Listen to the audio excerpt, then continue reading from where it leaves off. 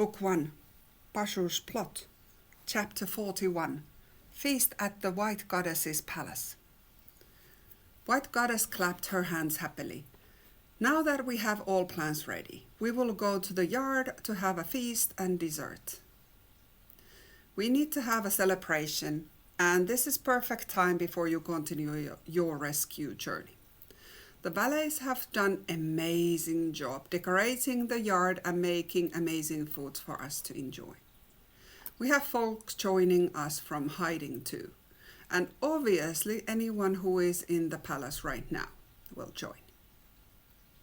The palace is so full of guests at the moment, and we are just bursting out of happiness. Everyone was looking at her with a surprised expression on their faces. I looked at Jack, who looked beaming. I'm sure because he loved food so much, and in Myria, all the food was superb. Well, on the second thought, the feast would be a lovely idea to unwind and take a mind off of the upcoming Bazur's battle. And I did not feel tired anymore. Somehow the tiredness was gone, seeing the happiness of the rescued creatures in the great hall and planning for the next few days. And with this feeling of being home. It just brought a lot of love and energy back to me. Everyone else was following White Goddess back to the yard through the palace. I noticed we took a different door this time, and we went straight to the big white lobby hall. Looks like this lobby was the center point where all stairs to the second floor started. There were doors to all directions. Creatures were going back and forth. On the left now was the great hall. There were all creatures coming out in steady queue too. Everyone looked smiley and happy. This is a great day for sure. I followed the crowd and stepped out to the front yard from the main doors. It was getting dark already, and the sun had set to horizon, so that everywhere was pitch black. But when I stepped outside of the main doors, it was not dark. It was like stepping into a magical light show. Thousands and thousands little lights were everywhere, lighting the front yard so that the areas were dimly lit and very much ambient in and warm way. Everywhere was laughter and smiling creatures, and they were all carrying plates to the tables set up in the garden. I saw massive buffet-style tables set by the palace, where it was definitely a food for all taste buds. I saw moorbarons carrying what could be only described as massive bowls, and I smiled at the view.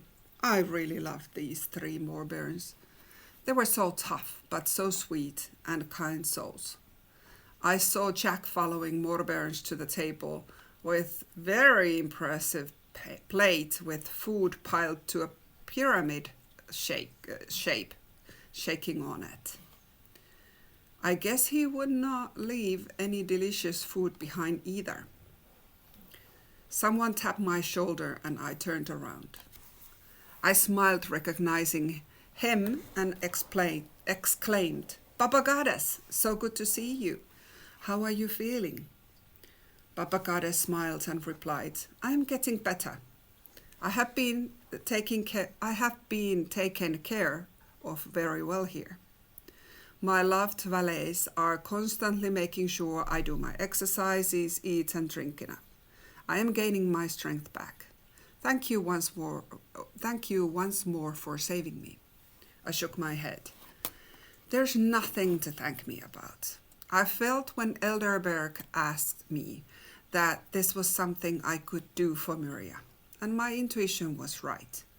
I'm just very grateful that I have learned from Seafarer the needed skills to do uncursing, and we have amazing rescue crew. Every creature is so needed. Without them, they would not be able to do any of this. We would not be able to do any of this. Baba Goddess smiled. You're very humble. Learn to also take others' words when they are praising you. But you are absolutely right. The rescue crew has a different kind of creatures with different talents, and all of you are needed to make it happen. We smiled to each other. Papakadas signaled toward the buffet. Don't you want to get some food? I followed his hand. Yes, I will. I was just looking at this magical garden and just taking this beautiful night in. This is really real soul food. Papagadas nodded, and we both stood there for a while, watching all kind of creatures passing by, laughing, and also seeing old friends. I walked to the buffet and took normal size plate. I thought that would be all I could eat. The food was always so good. It seemed impossible not to eat too much, but I would try this time not to overeat. I took my plate toward the tables in the garden, and many tables signaled to me to join in and pull chairs for me. I felt puzzled, but very grateful that I was accepted as one of them. I had understood that Myria had not had humans really accepted after the Myriads had disappeared, and the only humans were evil wizard Bazur and the hermit seafarer.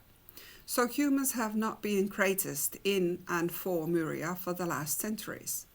I felt so good to get this warm welcome. I headed to the closest table and noticed a familiar face. I said, Elderberg, may I join you? The question was useless, since there was already an empty chair pulled out for me, and another elf-looking like creature was waiting to help me to the table. Elderberg got up and was smiling widely. Sarah. That felt so good. He continued, so happy to see you. I came to see you here. I replied, oh, thank you. It is good to see you. Elderberg and I sat down, and he said, you did it. You got Seafarer to help. And more importantly, you have uncursed so many of our friends, and you brought your friend Jack to help us too. I smiled and replied back, you knew that Seafarer would be able to help. Jack and I are happy to help. Maybe you see him stuffing his face with all the amazing Myria foods over there. We both smiled. Myria was truly a place of love. Yes, there is the evil Bazur, but I guess that is the balance of life, yin and yang, always present in life. It was great to catch up with Elderberg and other Myria creatures. I saw all kind of creatures enjoying each other and laughing together. I also saw Vespera.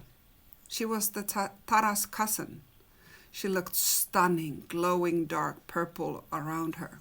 Wow, that just looked so beautiful. It was taking my breath away. It was like a shining deep purple amethyst was walking around. She noticed me and came to hug me. Sarah, so good to see you. I'm happy I'm able to hug you. I actually have something for you. Come here a little aside. I felt puzzled, but I followed her. Vespera spoke again. I'm not allowed to join the rescue team. I must admit, I still feel a little weak, but I would like to join you.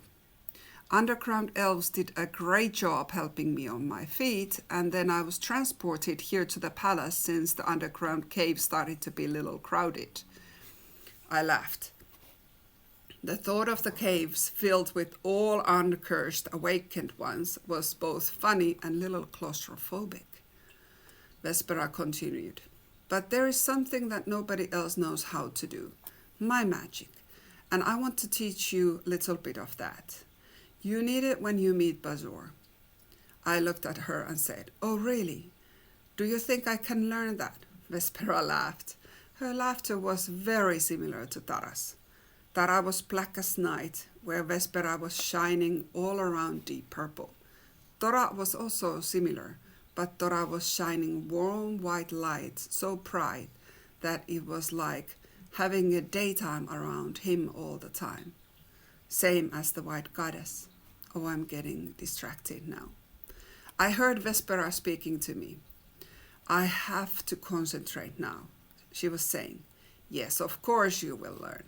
I heard you plan how you and Jack are to encourage the army riding on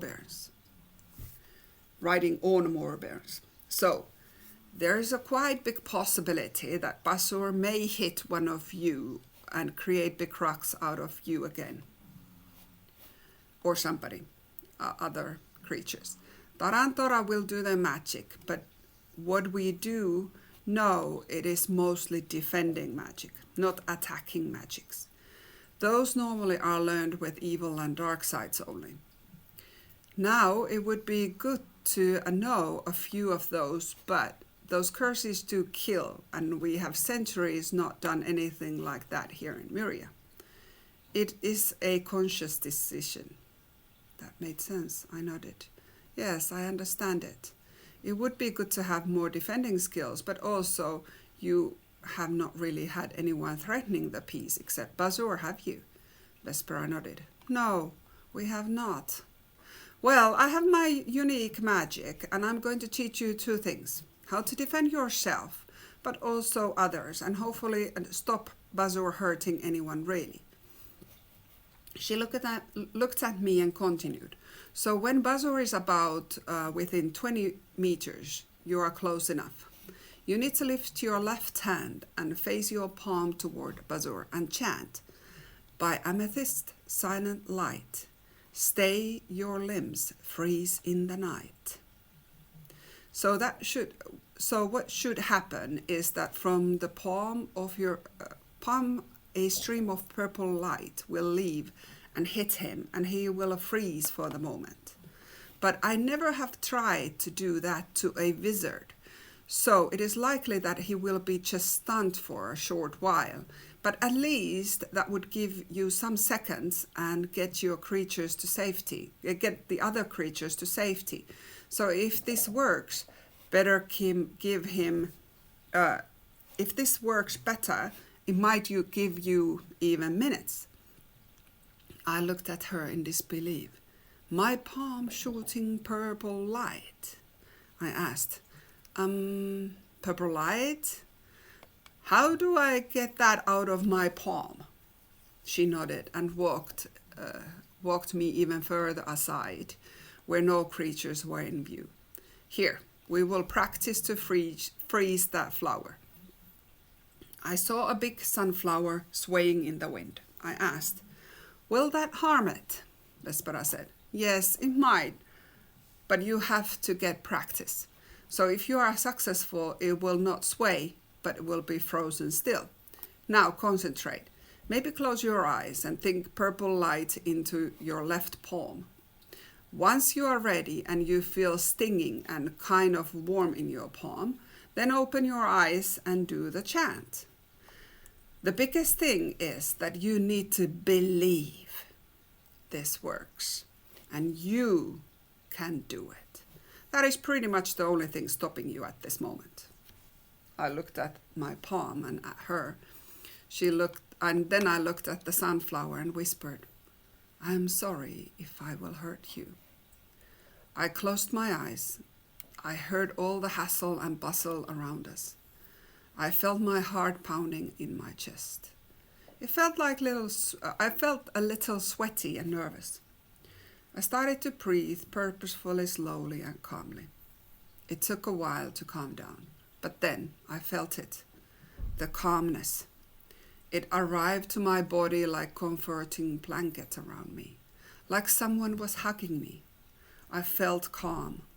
I concentrated on my palm. Oh, it really started to feel tingling on my left palm.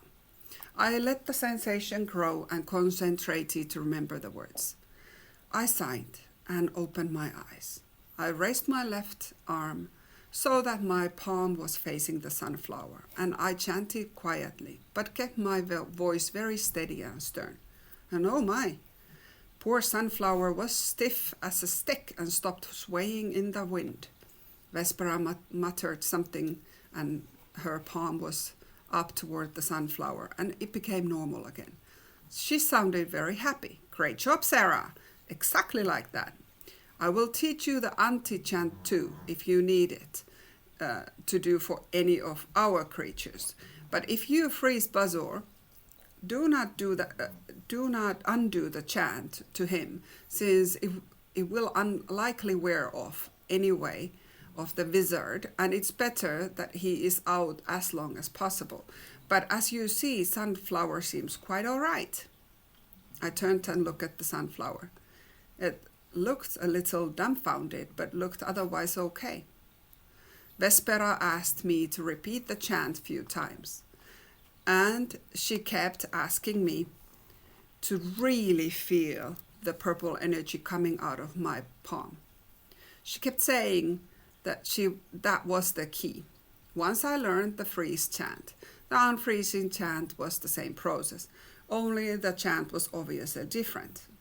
Vespera asked me to first freeze the sunflower and then unfreeze it, chanting, "By amethyst gentle glow, break the bonds, let motion flow." After I practiced few times, Vespera said, "Let's go back to the party. You're ready. I hope that proves to be useful. And also you can do that to army members if they jump against you and then do the awakening spell," I said instantly. "That would be very useful for the bigger creatures," Vespera smiled. She looked tired. I asked, "Are you tired? Do you want to go back?" Vespera nodded. "Can you help me to the lobby and ask one of the valets to take me upstairs? I have used my energy and I have to teach you tonight. I really had to teach you tonight. But you leave tomorrow, since you leave tomorrow morning and you need the skills. I am still weak. I put a good fight when Bazur cursed me, but I was alone, so he beat me good. He used black magic curses, and that's why I'm still weak." I walked slowly, supporting Vespera to the lobby, and one of the kind eyes valets instantly ran toward us. She said, "I will take care of Miss Vespera. Thank you for bringing her here." I smiled. Vespera looked really fragile. They started to walk slowly toward the stairs, and I asked, Will you be all right?" Vespera turned halfway and replied, "Yes, I was just hurt and bleeding out my energy light when I was an unliving thing. So that has caused that I really need to fully recharge and heal myself all over. That takes time. I'm already doing really well for short periods of time." I nodded and watched her go to upstairs. I was watching Vespera still going upstairs when I felt more than I saw anything, and I said aloud, "Good evening, Tara." I heard Tara's surprised voice. "How did you know it was me? It's rare that somebody recognizes I'm around. That is one of my superpowers." I nodded and I said, "I have never known before, but you are not cousins with Vespera, right?" I know, yes. "And you knew when we found her that she was around. You were restless that day." Tara nodded, "Yes." "How did you know?" I replied. "Oh, I didn't know it then. I just realized now. Vespera taught me 2 chants of hers, but she taught me how to use my left palm and have a purple energy coming out of it. So when you came near me, I felt my left palm on fire. And it just now came to me that you too must feel each other's presence like that." Tara laughed, relieved. "Good. So I have not lost my ability to be invisible in your presence. Yes, we have a connection with each other. That does make sense that you can feel me, since Vespera actually gave you a piece of her as a gift. Or better words, she shared her gift with you.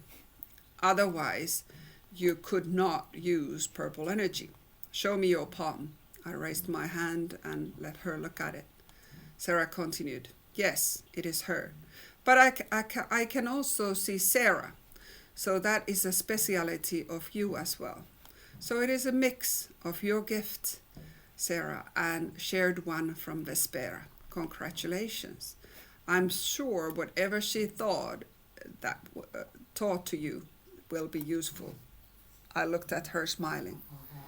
The peaceful calmness was still in me, and I felt so grateful and happy. I said, she taught me to freeze and unfreeze. Tara looked at me wide-eyed and said, wow, she has refused to teach me that, but it is good to know that you know it now, since I'm sure both of the chants will become very useful when we face Bazur. I nodded. I said then, I will go to turn myself in now. I feel so content that I think the next thing to do is to go to bed and to be rested for tomorrow. Tara nodded. I was doing just that. Tomorrow is again an important day. We glanced behind us where the party was still going. We walked to the library and closed the door. And I said to Tara, wow, it is so quiet here. Almost like the walls and doors are noise-proof. Tara laughed and said, well, White Goddess Palace is a magical place. We climbed to our hammocks and said good night. This was an amazing day.